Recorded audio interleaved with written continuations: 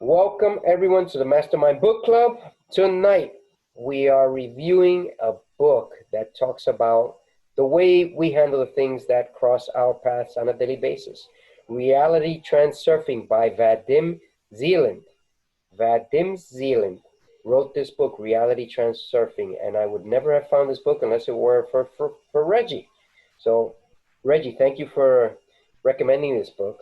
It brings another piece to the puzzle in my perspective on improving my life, and I hope it does to you as well. So before we ask anyone else, I just wanted to see if Reg, do you have anything to say in this book? Because I'm guessing you've listened to it at least once, if not more than once. Yeah, I've listened to it for multiple times. It was a friend of mine who I was sharing with him Stuart Wilde, and he might have listened to Stuart Wilde, but I know we're kind of like where his thoughts on certain things and what he shared on when he posts things online and that sort of thing. And I mentioned I was chatting with him in the DM in the chat room and Instagram, and I was mentioning Stuart Wilde. He's like, "Well, if you like Stuart Wilde, I have something for you." And he shared this book with me some time ago, like a year plus or so ago. It's a pretty interesting book. I mean, as you talk about it adding to the puzzle, that's a good way to put it, right? You hear some stuff here that overlaps with other stuff that you heard from different authors and such. So there's always that overlap. But it's just the way that he communicates this stuff is a bit different, in the way that it's broken down when you talk about, the space of variations and these infinite possibilities that exist and that you basically get to choose them in a sense, right? So, that's pretty like powerful. I mean, it may kind of go against what some people believe in the sense where you think certain things or, may think is destiny for you. You don't really get to choose. But I mean, as much as you can like think that, maybe, okay, yeah, but yes, I can choose because, I have, like free will and such. You're able to sort of grasp this, and maybe, you're still choosing your destiny in a sense. And maybe it's a different sense in that you get to create there's a destiny, but you're in a sense creating that destiny. So space of variations is a pretty powerful thing because it just gives you so many options, so many ways in which to kind of live your life and basically to choose a path. And then ultimately you're the director, you're the producer, you're the creator, you're all of those things in one because you get to choose the path, which is in combination with the thoughts that you have, what position you put yourself in terms of what people you put yourself around, and what you allow into your life and what you don't allow into your life. It's all of a combination of all of that. So then choosing your path kind of combines all of those different things, and I thought about when I was listening to that, and I've heard the book for a while now. This concept of, and I was talking to Charles about it, the Akashic record, which is like everything. It's called Akashic or Akashic record, which consists of everything that has happened, is happening, or will happen. It's like the complete directory and a complete history of all mankind, like from day one, if there's such a day one, to the end of times. And I started thinking beyond the sort of like what I'm able to create within my own world, but just the whole sort of everything world, right? But this sort of combines into that, this sort of subset of that if you're just looking at yourself. But you can extract beyond that because with this whole space of variations, you're a part of the bigger scene, as you talked about. So it's like you have your life that you're creating or you're putting together, but then that's within the context of the bigger picture. So you just sort of are a piece of that. So if you think about it in that way, it sort of puts into completeness as to like where you stand in the fold of the complete reality of the complete everything. So, but it's a powerful thing when you're able to kind of like take this knowledge and use it and understand where you stand in terms of being able to affect your life and position yourself in the way that you want, just by directing your thoughts, by directing your steps, by directing the very things that you do on a day in and day out. And if you are intentional and if you're aware enough, you can certainly be more in a power position and make it such that you can get to that destination, which is within the realm of these space of variations that he talked about. So Thank you, Reg. And how have you utilized any of this in your life? I use it in a sense, well, so here's me. I believe enough into this or just beyond the book. The book is just putting it another way, as I just talked about. I believe it to be the case where I can create this reality, which then I combine that to think about my imagination, and the infinite possibilities and all that sort of stuff. So I know that you can create your reality through what you envision and what beliefs and the systems that you have and put together. You can create that, and then I use that to think of possibilities. But then for me is where I kind of stop some of those things from happening, is because I stop and say, why do I want to do this? Is this the one thing that I want to do? Is this the direction I want to go in? So I know it to be true because I know it's something that we have as a mechanism or as a tool, as a power innate within us that allows us to go and create our futures or whatever, or create our lives. And then I kind of create it, or with sort of somewhat the imagination and the thoughts that I have, and then I somewhat will get certain. I mean, there have been some outcomes that I've had over the course of time that have been as a result of me saying a certain thing in my head or stating it out loud, and then creating that reality by just intentionally kind of working in that direction, or in a way to make sure those things manifested. But at the same time, like I said, for me, as I'll sometimes impede some of those things from happening by getting in the way, by then like stopping it from happening, because I question why I'm even doing certain things, because I'm saying maybe that's not the most practical, maybe that's not the best course for me. So let me just sort of pivot, sort of like then kind of rethink this and decide if there's something more that I should be doing, or something less that I should be doing, or maybe not even doing anything at all in that space. Hmm. Very, very interesting what you just said. And I'm glad that you're applying it as well. Um, Thank you, Reg. Anything else you want to add, Reg? If you keep letting me go, I'll walk talking to the wee hours of the morning. So let's ask Charles and Gina I'm first, and just then we'll kidding. come back, and then we can come back to you. Yeah. Gina or Charles, did you get a chance to listen to any part of this or learn anything? Go ahead, Yeah, Charles. Yeah. I had a chance to listen to a good part of the of it. Uh, the interesting that thing that I liked. I think I was talking to Reg about how being raised in the church and my family, my mom and pop being ministers, and I look at everything as a sort of like a spiritual type of guide. Knowing that according to the Bible that it says that a man's ways are many, but it's the Lord that guides him. So, in talking to Rich earlier, we were talking about this a little bit. I believe that these thoughts that you get in your mind, as far as even transurfing, are the thoughts that are there by some infinite purpose that you are already predestined. See, we look at as where we are as this is the beginning of life, but it's an interesting thing they said. Um, what was, what is, and what will be. That's us. That's a human being because we were in some form before we came out of our mother's womb, and we're some form now, and in the future we're going to be some form. So in listening to the book, I kind of like was relating it to the Matrix, how there are more than one realities. Yes. But in the end, like Neo's destiny was to be the chosen one.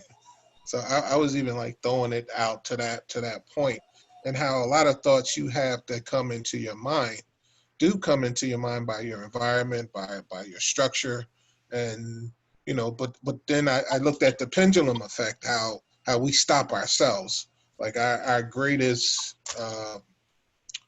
interruption of our dreams and our success is us, and you know just like Reggie was saying, we could go one way and we get going on that way, then it doesn't feel right to us. Or we can go another Right. Yep. direction and say, okay, I should be on this road, but the other road looks a little bit better. It's a little bit more, paved. It's a little bit more smoother. I'm gonna take the other road. But eventually, I guess the basic hope is that we get to where we're supposed to be. And in using these methods, I guess it kind of hones you in on your focus, on that inner focus of what's guiding you. Let's see, what else did I like in the book? I wrote a couple of different things down. Like I'm telling you my version. So it said reality is really subjective. So what's real for me may not be real for anyone else in the group. I thought that was an interesting thing. And then he talked about Robert Deals a little bit about how, I guess it's a pyramid, how certain things we place at the top and other things are placed at the bottom, which is wider. And I related that to the influences of life, though. Like the wider, like if you're trying to, I guess, get to the top of something, it's the things on the bottom that slow us down. The things at the top are automatic. So like I related it to, it's lonely at the top because most people are caught up with the bottom, you know, to get to the top. So that was something I got out of it. Let's see what else I wanted. Most people connect the dots backwards to produce their future. So a lot of us, instead of just going forward, we look at like touching the stove if it's hot. You know, if the stove is hot, you're not supposed to touch the stove. That's correct. So we're kind of like painting the dots backwards to go forward. But sometimes that's, according to what he was saying, that might not be the right way to do it. You know, maybe you shouldn't look at your failures. Maybe you should keep failing until you succeed, as we learned in from other authors. And then I really like what they said, that there's no such thing as impossible. That the gentleman got to a point when he started, he got a brand new dictionary, went to the word impossible and tore it out.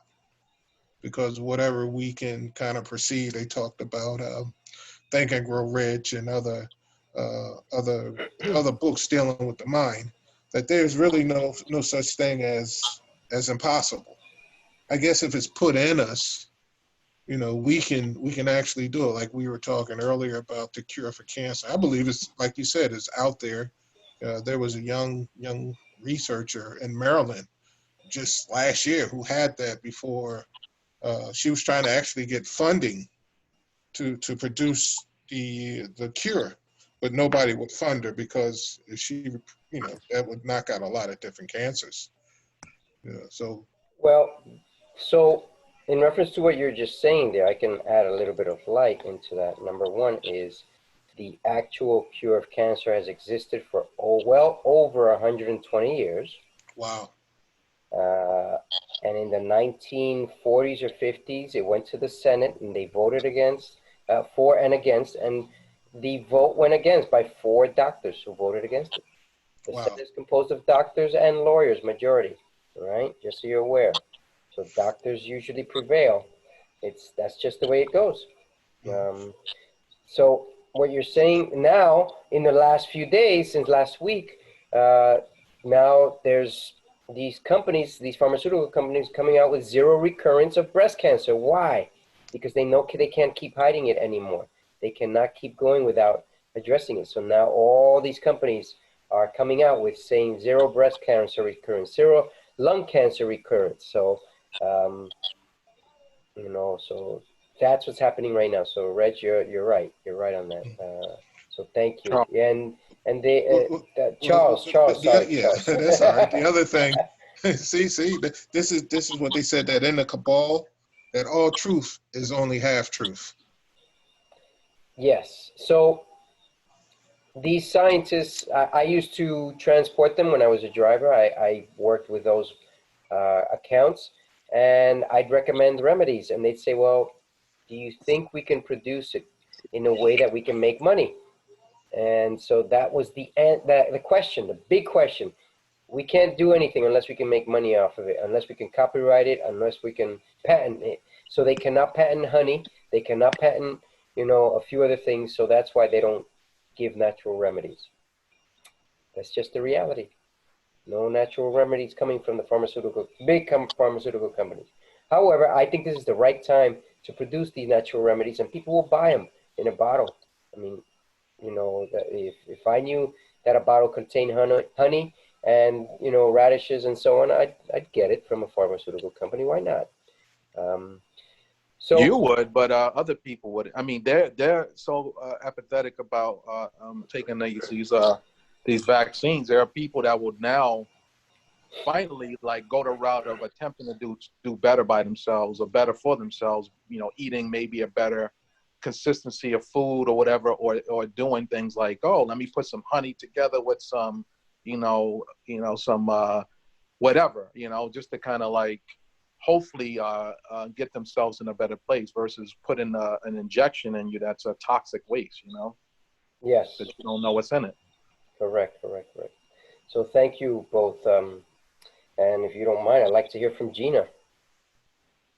Gina, can you talk or are you Yes, available? yes, yes, Yes. yes. So I can talk. You did guys, I'm you, just listening up on what you guys were saying. Very interesting conversation going on there. great. And Well, I'm glad that you're finding it interesting. Did you find yeah, anything interesting in the book? yes, I did. I listened to about a third, a little bit over a third of it this time. And then I realized when I first when I turned it on and I was like, I have heard this book before. A couple of years ago I listened to this and I thought it Wow. was just so fascinating the way it starts off. You know, he's talking about all the annoyance and stuff sometimes that we think about in our minds. And I thought it was funny because I could relate so much to it, you know, the way he starts the book off. And one of the things I guess he emphasizes in there is the pendulum, you know, Yeah. how he said that all pendulums are destructive and we're all a part of a pendulum, you know, and I guess the whole idea is to be free if that is possible from those pendulums or create your, but and the only way you can do that is sort of like creating your own, but I guess you have to be vigilant in a sense so that you don't fall into the same kind of traps that we can fall into from these pendulums. So he's talking about, you know, politics as pendulum. I was even thinking about our mastermind book club as being a pendulum, and you know, all the other things that, you know, could be entrapments. Like I work at a school, you know, and you must follow, you know, the guidelines of whatever they have set up. It might not necessarily be, you know, for the good of society, but just to feed that one energy. Okay, it's like the pendulum doesn't care about us. It just wants us, you know, to give it its energy. Same thing. I was thinking, you know, yeah, Charles, just like you, I grew up in a religious home as well, you know, and lots of questioning I have done in my lifetime, and you know, to the point where yes, I don't call myself a religious person at all anymore. I think I have I kind of don't like either. I don't either. I'm yeah, actually a believer. yeah, That's my well, category. So So, yeah, I so stick with that. I call yeah, myself Gnostic, mystical Gnostic. there you go. After listening to the Gospel of Thomas. So sorry, Right. guys, I've That's switched to okay. I just call myself I am. That's it. So I I am. don't have Yes, any of very that good, stuff. very good. And you know, it took me a little while, but I felt like and I got to the point where I said that's the religion of the colonizers. So anyway, I gone to the other extreme in a sense. But you know, I think when I listen to some of these books and you know, listening to like Neville Goddard, he gave me a different perspective totally, you know, on the Bible and its teachings, and also Florence Shinn. And so it's like, don't have to throw that out entirely. It was just, to me, the interpretation that people place on it. And it was pretty much, you know, something negative in my, you know, from my upbringing, I think, rather than something that could be empowering. So I have learned to see the Bible in an entirely different, you know, way from what I grew up, how I grew up seeing it. And it's been very liberating for me. Very good, So very good. yeah, I really enjoyed the book and how, you know, just piggyback on some of the things that Charlton and Reggie were saying, you know, how we live in this field of possibilities. and we Yes. get to choose from them. Correct. If we are, conscientious of what we're doing, we we learn how to let it work in our favor rather than against us, or living by chance like so many of us do because we don't understand these laws.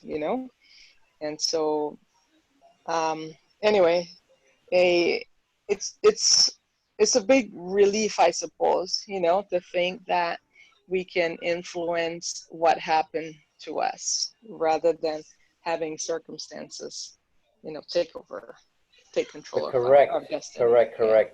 You're right, Gina. Thank you, Gina. Mhm. That's very insightful, and I'm really glad you shared those comments. And and I want to give my 2 cents into this book. Number one is, I don't know if you can tell there on my background, I have the book there. Um, Yes. to my left, the actual Mhm. book, and then to my right, um, you can see the main categories that were spoken about in the book: the model of variations, pendulums, Mhm. the wave of success, equilibrium, and induced transition, the flow of variations. So I'd like to just quickly tell you 2 or 3 things very important from this book that I've learned. Number one, uh, we all could benefit from learning more patience. That's number one. That's the biggest thing. That's the reality. Sometimes in a relationship, one of the two people gets really upset. What's the other person got to do? Listen and be patient. Anything else will ruin the relationship. You know, if my wife ever says, "Oh, why are you doing this?" and I'll just say, "You're right. I shouldn't be doing that." Conversation over. But if I go and say, "What do you mean? I can't be doing this," then now we're up to that pendulum, as Gina said. I'm pushing the tides to end our relationship, because that's why relationships end. So this that I'm saying here is a combination of the model of variations as well as pendulums. And then the third is how to ride the wave of success. Now, there's always risk involved, right? When you save money, it's riskier just to leave it parked and not do anything with it, unfortunately. That's just the reality. So if you invest it, there's a possibility you could lose it, but there's also a possibility that you can multiply your gains. You're the one that's in control. So you do whatever you want. You can either ride the wave of success, or you can just keep grabbing whatever it is that you have saved up. All right. Now, in reference to equilibrium and induced transition and the flow of variation, so at times I will have negative thoughts, and I'll just say, Charles, man, he's really crazy, and I don't know why he's doing this to me. We've got to stop that. We have to stop that. How do we stop that? Instead of saying something negative, say, Charles, I see you in down the line, not far away, doing bigger and better things. Why focus on the negative? Why let the negative energy induce us into doing these things? I can use this. I don't know about you guys and ladies, but what's being said in this book can be applied to a little piece of the puzzle of becoming more successful. At times we concentrate so much on the negative that, guess what? That the result is not going to be far from a negative result. Instead of wishing somebody to get fired or to get out of their job, wish them for a better job. I've done it, and it works. I wish them for a better job. I wish somebody for a better job 2 to 3 months ago. I'm not going to mention any names, but they're not in this group. And they got it. Was it me? You bet. I wish them for a better job, right? Why wish them to get out of the job when I can wish them into a better job? So this is part of what reality transurfing is. One other example, simple example, is you're driving. Somebody wants to cut into your lane, let them in. I mean, what are you going to do? Pick a fight? You know, yeah, there are a few people who pick fights. Let them in and go about your way. Maybe they're in a rush. Maybe they have an emergency. Who knows what it is? Maybe they have to go to the bathroom before you have to go. So, Reality Transurfing, I highly recommend this book. It talks about these 6 key elements in our lives. I didn't mention them all, but I do know that they can impact your life if they're applied into your life one at a time. So that's it from my 2 cents in reference to this book. Do you guys want to add anything else before we end this program?